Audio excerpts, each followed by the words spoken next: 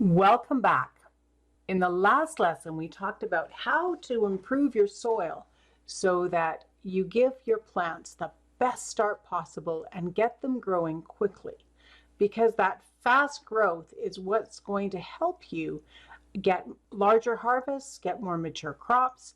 And whether you have a short season like I do or an extra long season like my friends in Texas, the fertility of the soil is super important for optimal plant growth and therefore the best harvest. Now, in this module, we're going to talk about the importance of soil temperature and how mulch can help you moderate the soil temperature regardless of what your growing zone is. In this lesson, you're going to learn how to use mulch to mediate your soil temperatures, what kind of mulch to use and in what circumstances, how to heat the soil in early spring for faster growth, how to create a hotbed, and how to cool the soil quickly in the heat of the summer so that your plants don't stop growing. One of the easiest ways to get plants to grow faster and healthier is to control the soil temperatures. Now, if you live in zone 3 like I do, that means for you, you're going to want to heat the soil and get it warmer faster and keep it warm for a longer period of time, even when nighttime temperatures drop. But if you live in a place like Texas, for you, that means you're going to want to cool the soil and keep the moisture in the soil so that your plants don't stop growing when the weather gets super hot. Warming the soil earlier in the spring can increase germination rate. It can get plants growing faster, and it can give you a prolonged growing season. While cooling the soil off in the heat of July and August, when plant growth slows down, can encourage fresh growth and faster maturity. What we learned in the last module about keeping your soil fertility at its peak is really important because the two work together. So keep that in mind. This isn't a standalone and you can ignore what you learned in the first module. These two things work together. The key to controlling soil temperature throughout the season is with the judicious use of mulch. Now, there's several kinds of mulch. A lot of organic gardeners will only use organic mulch, and I totally understand that. Organic mulch is really good. It can cool the soil temperatures, though, because it blocks sunlight from the soil surface. Plastic sheet mulch, on the other hand, is plastic, and so it doesn't biodegrade very well. But it can heat the soil because it traps in air and it acts as a heat sink if you use darker plastics. It can block weeds, while at the same time it slows evaporation of moisture from the soil surface. Paper sheet mulch, much like plastic, decomposes at the end of the season, so that's another option. And you can get black paper mulch, which is going to be that heat sink that you get with a plastic sheet, but it is biodegradable. You can also use landscape fabric, which will warm up the underlying soil while blocking weeds, and it allows water to penetrate the surface, unlike plastic sheet mulch. When we're looking at organic mulch, things that you can use to mulch are weeds. You want to avoid weed seeds, though. Pull the weeds up and then throw them down on the surface before they flower. Grass clippings, again, you want to avoid the seeds. So you want to get those grass clippings when they're young, not after they've gone to seed. Leaves, hay and straw, newspaper or shredded paper works, bark, wood chips, and if you're using wood chips or bark, you also want to include the green leaves. If you're cutting pine branches, for instance, and chipping them, make sure you include all of those needles, because once they turn to just wood and there's no green left, you're going to take the nitrogen out of your soil in order to break down those branches. And so you want to make sure you've included nitrogen in that mulch so that you're not robbing your plants. Now, there's quite a few advantages. And if you live in a place like Texas, organic mulch is definitely the way to go. Organic mulch retains water in the soil. It inhibits evaporation. It cools the soil surface. So if you've got that sun beating down in your garden, you're going to extend the number of weeks that you can actually garden in the spring by cooling the soil surface.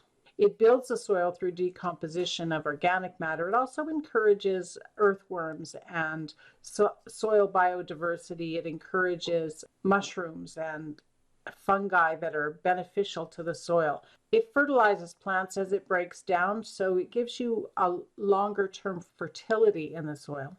It's also biodegradable and it's organic if you're using organic mulch. You want to be careful though about where you're sourcing your organic mulch material as we're talking about organic, because some people will spray their lawns and then leave out bags of their grass clippings. You don't want that on your soil if you're growing organically, because all of the chemicals and sprays that they did on their lawn is going to end up in your garden. So make sure you understand the source of where you're getting your organic mulch materials to make sure that you're not introducing chemicals that could end up killing your garden plants. It conserves water, and that means you don't have to water as often, and your plants will have a more continuous flow of the necessary water for growth. Organic mulch also blocks weeds, but you have to be careful that you don't introduce seeds as you're choosing your organic mulch. Now, there are some disadvantages to organic mulch as well. If you get a lot of rain or if you have damp areas, organic mulch will trap that and end up introducing funguses and rust to your plants. You might not want to use organic mulch if your area is very damp. The soil under organic mulch can be cold, and if you live in a cold area, it can retard plant growth, especially in early spring. And organic mulch encourages fungal growth if it stays wet. You want organic mulch to actually dry out in between waterings. It can also be a hiding place for rodents, slugs, insect pests, and snakes. So if you are in an area where snakes are a problem or you have a lot of rodent damage, mulch can provide hiding places for those animals. So you want to understand your particular situation to see if organic mulch would be beneficial or not. So what are the best crop choices for organic mulch? Well, lettuce, strawberries, those actually thrive because they prefer cooler soil.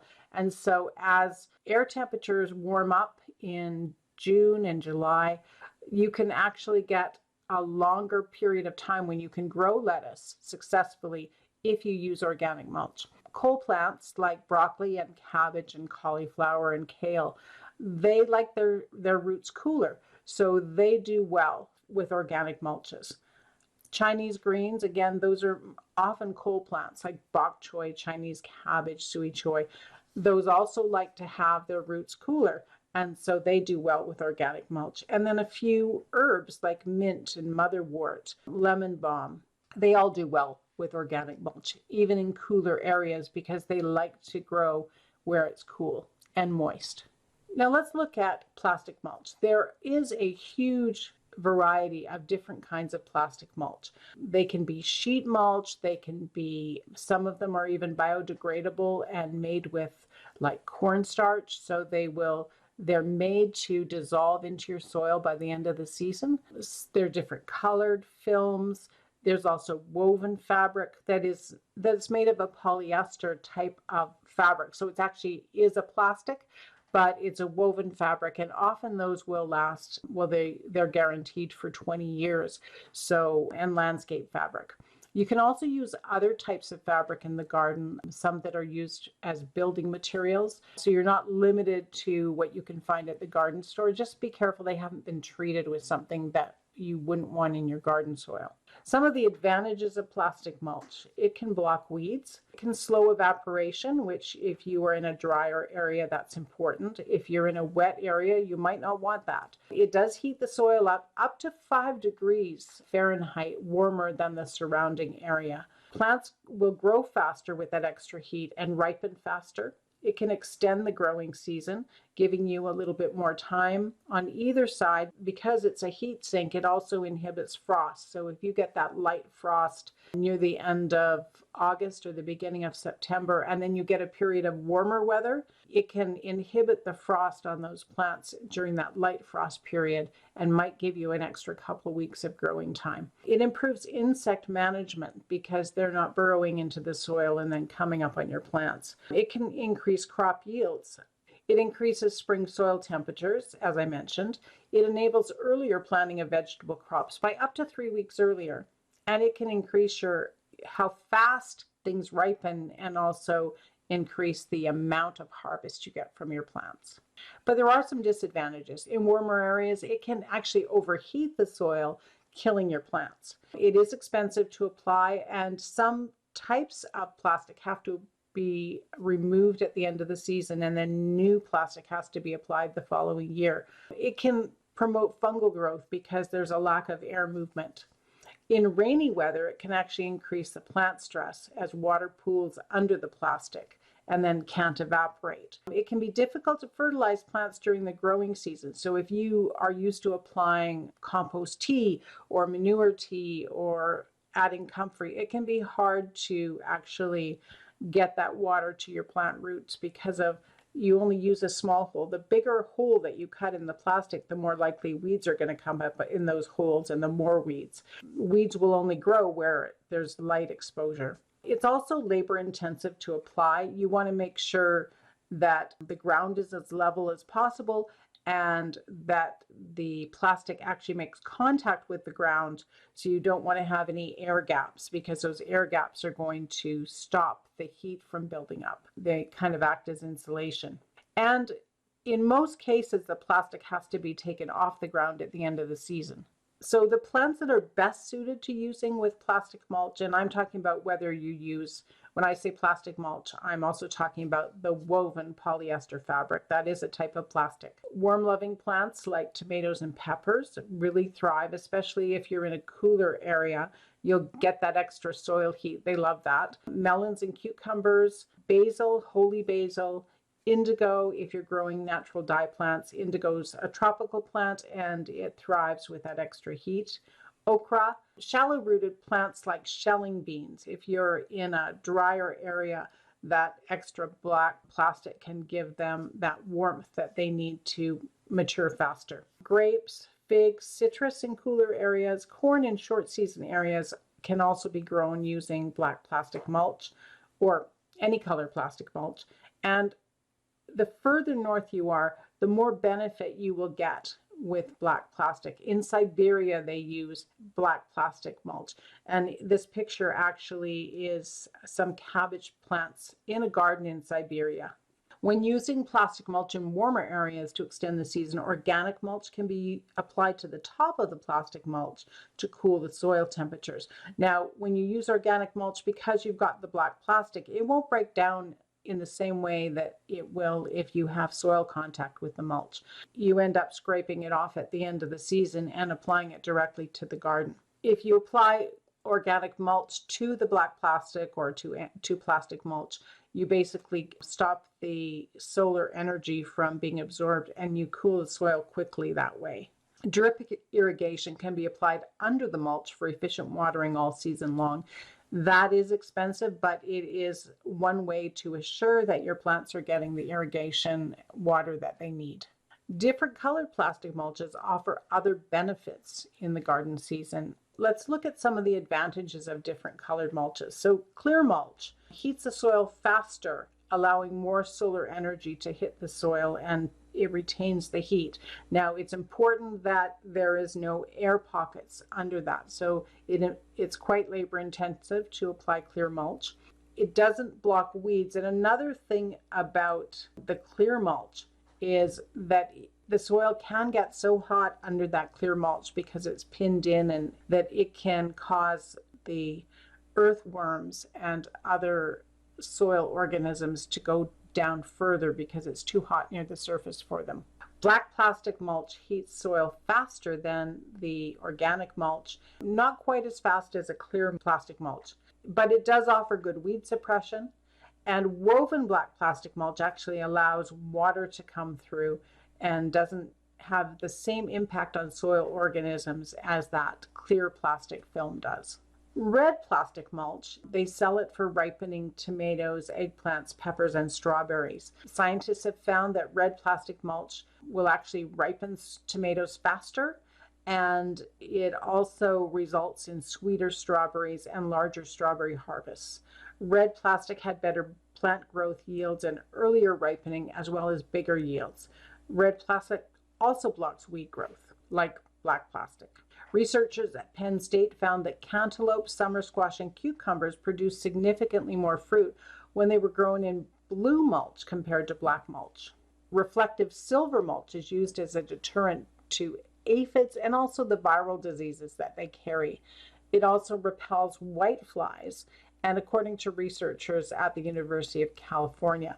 It's also been shown to reduce the number of cucumber beetles present on cucumbers and squash plants. And that was from a study done at Virginia Tech. And at Penn State, bell peppers grown on silver mulch yielded 20% more fruit than peppers grown on black plastic mulch. Research at Cornell University suggests that biodegradable mulch works as well as black plastic in terms of warming the soil and increasing crop yields. Biodegradable mulch is usually made from a starch, often cornstarch or potato starch. It is made to last about a year, so it doesn't have quite the same labor intensity of black plastic in that you have to apply it and then remove it. You don't have to remove it at the end of the season because it biodegrades in one season, but you have to reapply it every spring, and so it can be more expensive. A hotbed is a heated planting bed, usually under a cloche cover, and it's significantly warmer than the surrounding soil. It's useful for early heat-loving plants like tomatoes, peppers, squash, cucumbers, and it's usually naturally made by using hot, fresh manure, which gives off heat and then heats the soil above it. Now, there's a couple of ways to do it. You might have heard of a cold frame. Often a hotbed is made in a cold frame. Fresh manure is added, usually to the depth of 1 or 2 feet. So what they do is they'll dig down a foot, they'll add fresh manure, or maybe 2 feet, they'll add fresh manure, and then they'll put a foot or 2 of soil on top of that, and then they close it in to hold in that heat. The manure gives off heat as it decomposes, heating the soil. Now, it decomposes quickly, so it's only going to give you probably 4 to 6 or 8 weeks of heat, and then it's going to be soil. Landscape cloth or a glass window is used over plants to keep the heat in and prevent freezing. And usually you would use a hotbed in early spring, probably 4 to 6 weeks before your last expected frost date. It takes a few days for the heat in the freshly made hotbed to build up, and temperatures can fluctuate quite a bit. So if you choose to make a hotbed, you want to measure the temperature for a few days and don't plant until the temperature is below 75 degrees and also when it stops fluctuating. You want to vent the bed to allow ammonia to escape because ammonia can kill your plants. And then plant the bed when the surface soil reaches 75 to 80 degrees. Anything over that would be too hot for seedlings. Some plants that will grow well in a hotbed in early spring: tomatoes, peppers, eggplant, melons, watermelon, those heat-loving plants. Also herbs like holy basil and ashwagandha, where you want that longer growing season. They're usually too moist for the Mediterranean herbs like rosemary and lavender, which don't like to have their roots wet. Soil temperatures can be cooled quickly through evaporation, also through using a shade cloth. And you can pick up shade cloths at your garden store, or you can use an old sheet set up, and it's usually set up quite a ways away from the plants just to block the sun. You can also do it through using an organic mulch to block the sunlight and cool the soil temperatures. Also, I wanted to mention that water is key to cooling the soil. So we can cool the soil through evaporation. And so if you're finding that your plants are getting too warm and it stopped the growth, watering can help. And you want to water in the cool of the day, not when the sun is hot, because if you water when the sun is hot, like at high noon or 2 in the afternoon, what can happen is the water droplets can actually magnify the heat of the sun. So watering in the morning and the cool of the morning, or even in the evening, if you're in an area that's very hot, can cool the soil enough and get plant growth to start again if you're in a time of the year when it's too hot and plant growth has stopped. Generally, plant growth can stop at anything over 85 to 90 degrees, depending on the plant. The ideal temperature for plant growth, surprisingly, is actually between 55 degrees and 85, 90 degrees. Anything below that or above that can slow down or even stop plant growth. Now, there is a warning. Gardeners can get pretty passionate about their favorite method of mulch, especially when the discussion turns to organic gardening. There are some gardeners that will say, never, ever, under any circumstance, put plastic in your garden, because after all, the world has too much plastic. On the other hand, your garden is yours alone, and you get to decide what's in your best interest. So give yourself permission to choose your own path and the freedom to learn from your garden. Your garden's going to tell you every single year whether what you did was beneficial or whether it inhibited plant growth. And just expect that you're going to learn from your mistakes, and each year you're going to become a better gardener as you practice. So if this year is your first year gardening, don't be afraid to make mistakes. Just keep going and try to learn so that next year your garden will be better. And every year your garden, even I've been gardening for more than 30 years, and every year my garden teaches me something new. In this lesson, you learned how to use mulch to mediate your soil temperatures, what kind of mulch to use and in what circumstance. Hopefully you had some insight into what's going to be best for your garden, how to heat the soil in early spring faster, how to create a hotbed, and how to cool the soil quickly in the heat of the summer. This is what I want you to do. I want you to understand the advantages and disadvantages of different kinds of mulch. Then decide what kind of mulch you will use in your garden this year. Then find a source for your chosen method of mulch. You can do an internet search to find that, or talk to your local garden supply or even other gardeners in your neighborhood. And secure your supply now so that you won't be searching for it when you need it most. And if you're new to gardening, you'll find out that the earlier in the season that you go talk to your garden store or talk to your neighbors, the faster you'll be able to secure what you need. The longer you wait in the season, the more likely those stores or friends will be sold out. In the next lesson, you'll learn how to site your plants in the garden for best growth, how morning sun and afternoon shade can keep plants growing in July and August if you live in an area that's quite hot, and how to create a shade house for greens or other cool-loving plants. I'll see you in the next lesson.